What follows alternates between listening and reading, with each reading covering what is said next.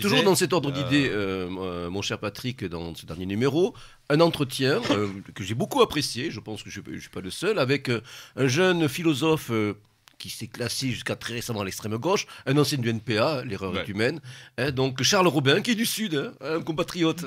Ah, Charles, si tu nous écoutes... salut, que ça allait vous plaire, ça. À Montpellier, ouais. Montpellier, là. Charles... Dans le Sud, il y a que des gauchistes. Allez, on boit un pot, c'est quatre, un petit jaune. Non, vraiment, donc Charles Robin, vraiment un entretien passionnant. Ouais. Et puis surtout, bon, quelqu'un qui semble d'une sincérité, d'une profondeur de pensée et d'exigence. Là aussi, hein, on fait sauter les clivages, on n'hésite pas voilà, à ouvrir, hein, donc, à nous ouvrir bon, à d'autres personnalités, pour peu bien sûr que ça animé de bonnes intentions, qu'elles jouent le jeu, etc. Et on n'a pas souvent hein, la réciproque, je crois, hein, bon, malheureusement. Puis ce jeune homme n'a que 26 ans, et donc bon, ça nous pousse. Il nous pousse, mais c'est de voir, parce que l'entretien est vraiment de qualité. Oui, on n'a pas des masses de gens autour de nous qui peuvent venir, par exemple, à cette antenne. Je pense par exemple à Adrien Abosi, hein, qui doit avoir 27 ans, si je ne m'abuse, quelque chose comme ça, 27 ou 28 ans. Bon.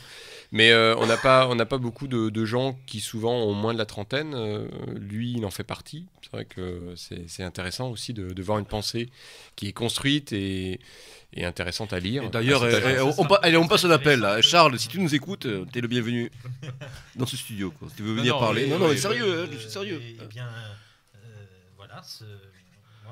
Brillant et qui montre bien par son parcours, parce que c'est une démarche personnelle, hein, je veux dire, son entretien c'est par rapport à ce qu'il a vécu, il a une vue, il a bien vu toute l'impasse que l'extrême gauche était en... Il y avait une incohérence totale et ça fait du bien de rencontrer des gens qui, par leur parcours personnel, sont capables. Il n'est pas en train de venir à la nouvelle droite, il est pas en train. Il est en train simplement d'avoir une réflexion. Il a une vraie réflexion sur l'impasse de l'extrême gauche et de son idéologie, alors qu'il a été plus ou moins attiré au départ. Et là, on voit qu'il est en train de construire une pensée. On verra ce que ça donnera. Il est en train d'écrire des livres.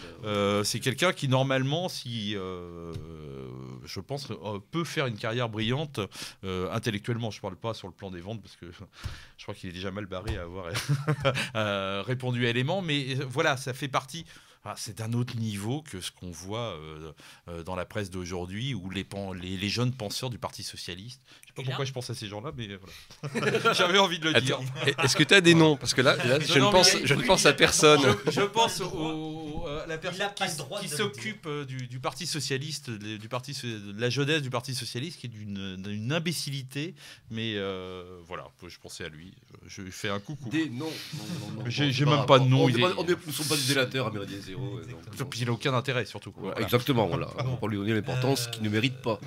Et je voulais dire que sur Charles Robin, il faut rendre hommage à David Lépée, qui est aussi... Lui aussi, il vient de l'extrême gauche. Oui. Il est suisse. Mais il est suisse. Ouais, bon, allez, Non, mais c'est le premier, c'est le premier à avoir repéré. On salue David. Exactement. Bonjour David. Bon, je connais pas encore David, mais bon, se prendre un c'est un jeune Suisse qui a beaucoup de talent. Et qui le premier a repéré Charles Robin, enfin pour Élément, et qui a repéré l'essai de Charles Robin, le libéralisme comme volonté, comme représentation, qui est un livre qui a été édité, enfin c'était de l'auto-édition. Oui. Donc voilà, c'est pour dire... Alors justement, je rebondis, hein, donc oui. David Lépée suisse, il vient de signer aussi un article dans ce numéro d'Éléments, en compagnie d'Éric Werner, autre figure donc, qui nous a fait le plaisir et l'honneur d'être dans cette émission. Là aussi, on revient un petit peu sur les questions suisses relatives à la défense, relatives à cette votation récente. Hein. Les auditeurs donc savent qu'on a invité Bernard Wicht il y a quelques semaines. Hein. On a abordé un peu ces questions. Et là, c'est très intéressant parce qu'en fait, on a un article d'Éric Werner qui montre un petit peu les limites du mythe suisse. Oui. Hein, on a tendance parfois, c'est humain, hein, à idéaliser certaines réalités par rapport au contexte qui est le nôtre. Hein, on ne va pas insister.